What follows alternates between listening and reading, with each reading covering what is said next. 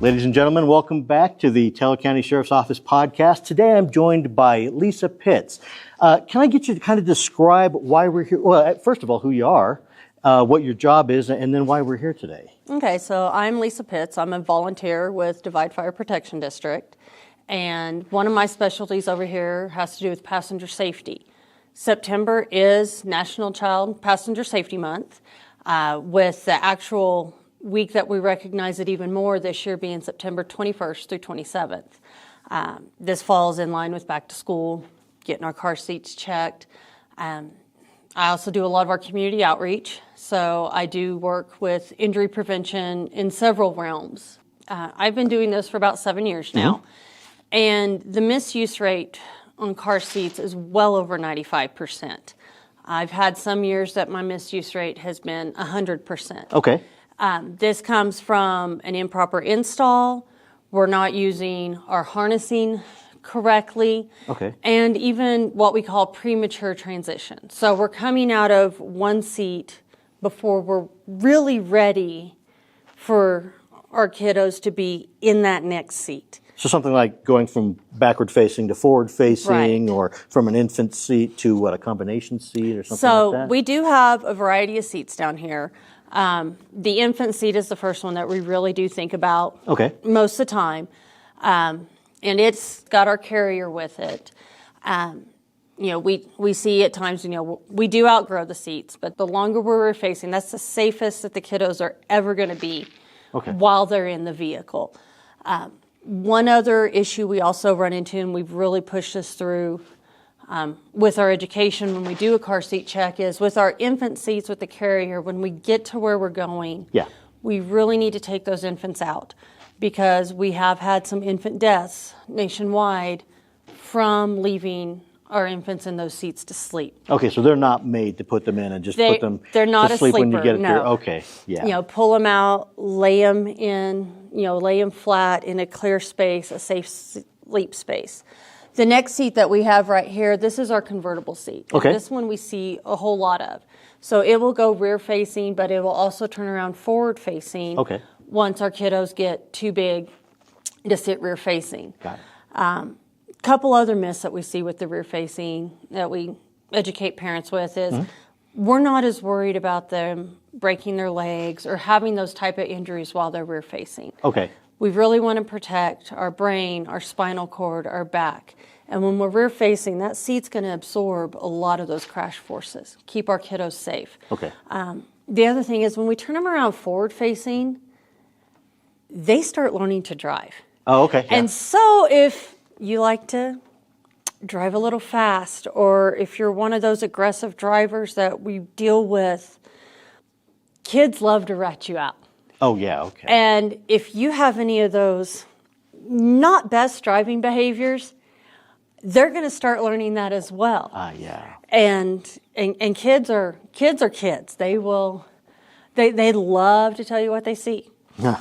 And so, but we really want to stay rear facing as long as possible. Okay. Right now in Colorado, with the new updates that we had in state law, state law finally updated this year for the first time in 14 years. Okay. Now, out in the field, though, as seat technicians, we're going to go with best practice. Okay. I've had 4-year-olds come in that are still rear-facing. Just because they're still so small? They're still so small. Okay. And honestly, the kids don't know any different. Okay, yeah. And they can, some parents, they'd love to have the music going. My vehicle is one of those that there's always music going. Sure, yeah. Always with my kids. And so, we can dance, they can put their feet and dance on the back of the seat. Right. Some of the kids like to sit crisscross applesauce. Some of them just like to flip their legs out, especially if there's another sibling in there. They might be trying to aggravate another sibling. Okay, yeah, right. But when they're rear facing, that's the safest they're ever going to be. Okay. While riding in the car. This convertible seat, as I said, is rear facing to forward facing. Okay. And then when we outgrow this one, we go to our next seat here. This is a combination seat. So it has the 5-point harnessing like our little bear's sitting in here right now. And then when we outgrow the harnessing on this one actually has to where we can go ahead and start using the seat belt. Ah, okay. So it's a combination. It's both a 5-point harness as well as, the start of our booster, the start of using our seat belts. Okay. As we're going on down the line, we have our belt positioning booster. That's this one right This here? one right here. This Okay. one's a high back. We can also take the back off of it Okay. when we've outgrown the height of it. And when we get to the seat belt, that's when we really start talking about what we call belt to bones. So we're in the middle of the collarbone. We're down here on our hip bones. Okay. And it goes straight across. So it's called belt to bones. So if it's either coming up on your stomach or it's going down onto your legs or it's coming and kind of getting the child in the neck, then that's not what you want. No, and that is a lot of the misuse that we see Okay. with that, or premature transition. We're coming out of that booster seat too soon. Okay. Most kids are going to need that booster seat till they're 11 or 12 years old, Okay. just because of the size. We have, and I do have a backless booster also sitting over here with a This right seat frame. And it has the strap on it to help bring that seat belt down to where we need it to be to keep that belt to bones going. You'd mentioned that when we were talking before the podcast here, that a lot of times people will buy that booster seat and they'll see that pull down strap and not know what it is and throw it away. Right. Well, if you buy one of those, that's what that strap is for. Don't throw it away. Yes. It's another tool to help us make sure we have the proper fit. Okay. When we're looking at going to the seat belt, right now we're up in boosters up to age 9. But so most of our 9 to 11-year-olds, they still need that booster seat. Okay. The seat belt is coming up on their abdomen. It's uncomfortable. It's hitting their neck. And it truly is a fit thing. This is where we as child passenger safety technicians come in, is to help make sure what can we do to make sure that kid is riding as safe as they can in that vehicle. Well, let me do a little food for thought here, thinking about if the seatbelt is either up on the neck or up on the stomach. Nobody wants to assume that they're going to get into a crash, but you always got to think about the worst case scenario and think about what that belt is going to do to that child if you hit at road speed, that impact, and that child moves forward with that kind of energy and that kind of velocity, what either that's going to do to that child's neck or what it's going to do to their stomach. I mean, that's massive internal injuries that are possible for that if you improperly wear a seatbelt. Right, and the crash statistics, the injury data that we've seen out of Anschutz definitely supports that. Okay, Anschutz? Anschutz Medical Center up in, Children's up in Denver. Okay, got it. But, this is where, as seat technicians, we're going to work with families. We're going to look at your vehicle. We're going to look at your car seat. We're going to look at your kiddo. And we're going to see, when you come in for a seat check, first thing we're going to do is, what is it that you're already doing great? Okay? Okay. Before we even unbuckle, before we touch anything, first thing we're going to do is say, what is it that you're already doing great? And then at that point, we'll go ahead and unbuckle kiddos. And with seat checks, we move at the speed of the kiddo. Okay, yeah. We don't just, you have to do this, this, and this. If the kiddo's curious, kiddo is asking questions, or a lot of times the kiddos are just being silly, and we love that. Okay, great. But we move at the kiddo's speed. And I usually tell families, figure about an hour. Okay. Sometimes we get through a lot quicker. Sometimes it takes a little bit longer if we have additional questions or, kiddos just, got tons of questions themselves or just having a rough day. We go at the speed of the kiddo when it's time to do that.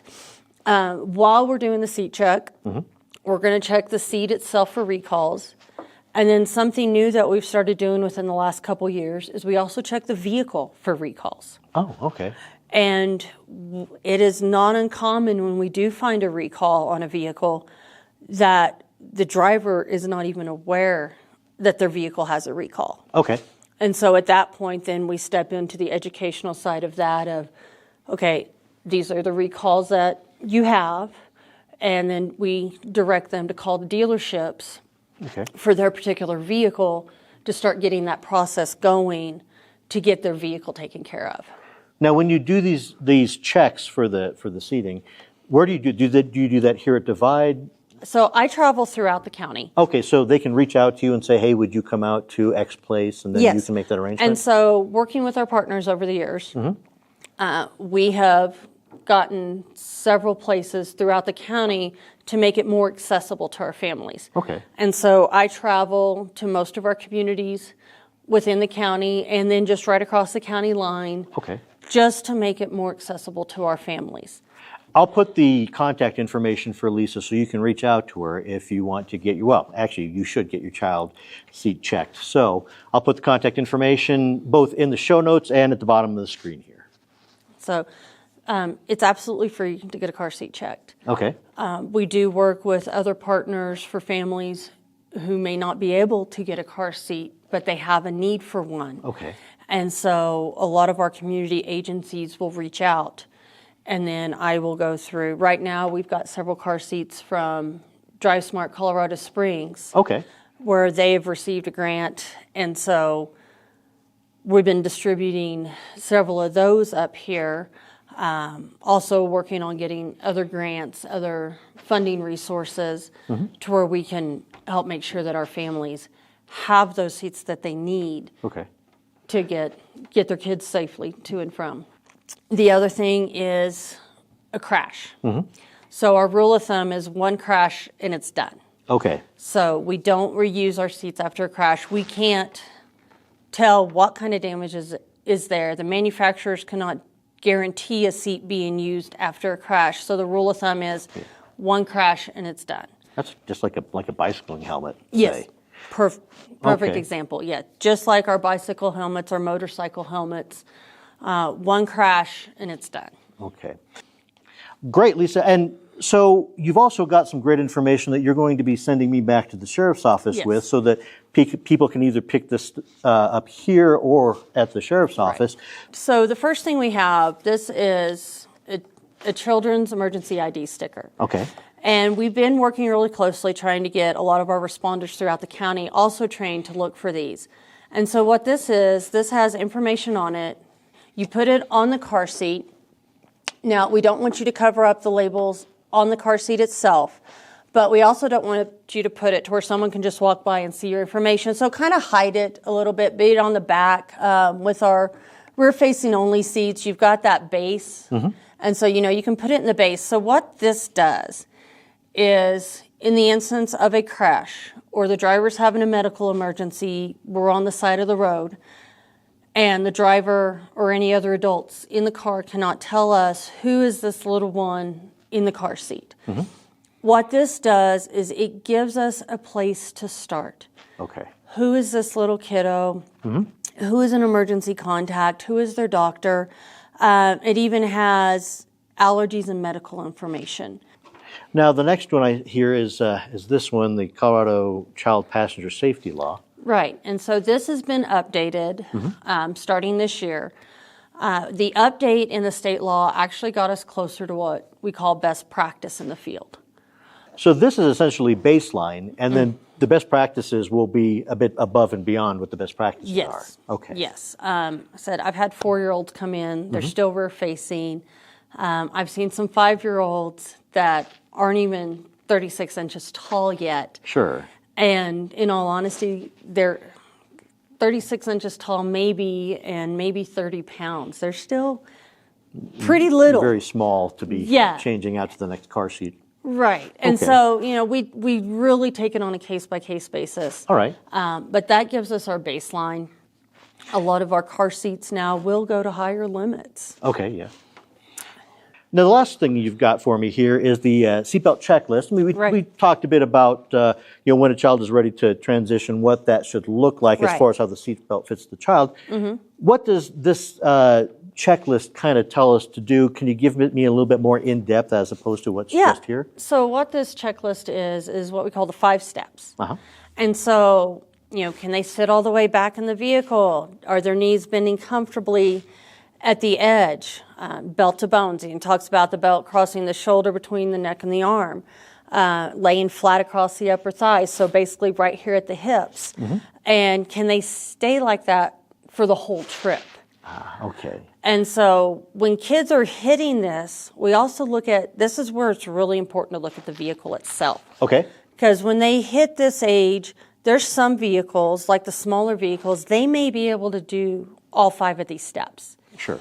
But you get into a larger vehicle, and they're not going to be able to. All right. So we work to really empower the kids that it's pretty cool to ask for your booster seat. If that seatbelt is not fitting you correctly, it's more cool to say, hey, I need my booster seat. You know, make sure that we're comfortable for that entire ride. Because Sure. at the end of the day, it's going to keep them safer. So, Lisa, what are we looking at as far as the causes of misuse, not quite doing it to standard? Okay. So a lot of it is just lack of education. Okay. Lack of awareness that, oh, you can get your car seats checked. It really is a thing. Or we've watched YouTube. And one thing about YouTube is it's not looking at your kiddos. Mm-hmm. It's not looking at the car seat. It's not looking at your vehicle. With some of our vehicles, they don't always play as nice with the car seats as others do. Okay. And so that's why we encourage you, go see a technician. We are trained. We recertify our training every 2 years. And we're always learning more and more about keeping these littles safe in the car. So, you know, just reach out. I know up here in Teller County, we provide our car seat checks for free. Okay. Most areas do provide car seat checks for free.